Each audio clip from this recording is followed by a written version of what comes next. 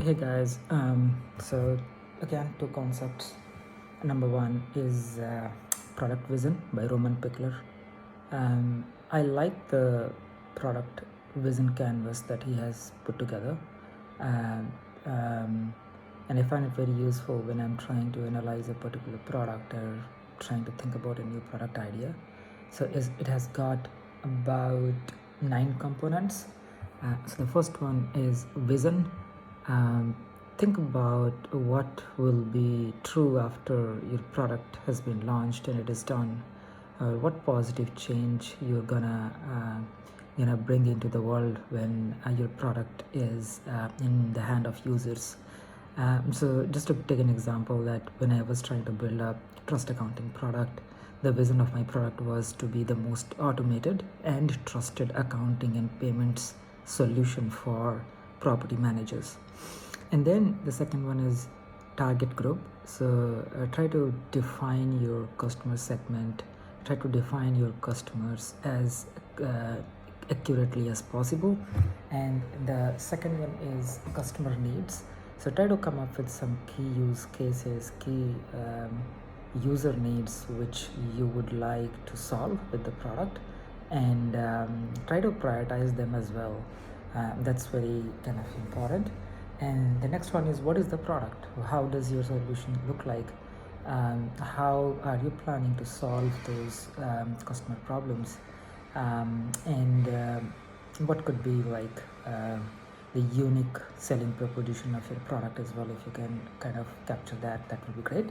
And then business goals. So what are the key metrics that you would like to be moved after you launch the product, and then you know that your product is doing well in the market, you are really solving the problem that you initially set out to solve. And then next one is competitors. So who do you compete with? Are there any alternative solutions and product which people and users are using at the moment? And next one is revenue stream. How are you planning to monetize the product? What's the pricing model? What are different ways in which you would like to monetize the product? Is there any future plan around it? Or if you have a well-proven pricing strategy, then try to kind of document it. And the next one is cost factor. So what will it take to run the product? Will there be cost to sell and market the product? What will be the cost to service the product, tech support, anything else which can really go into the expense side of the balance sheet? And just try to kind of ideas to think about the profitability side of things. And the next one is channels. That how are you planning to kind of acquire new customers and users? Think about search engine marketing, think about digital marketing, think about growth hacks, and think about sales channels as well. So this was about Roman Pickler's product canvas. Got 9 components. Starts with vision. Second is target segment. Third is what are the customer needs? Prioritize list of customer needs. Fourth is what's the product. Fifth is a prioritized list of business goals. Sixth is who do you compete with? Seventh is what are the revenue streams? How do you plan to monetize the product? And seventh is cost structure. And then ninth is channels. So it was the first concept.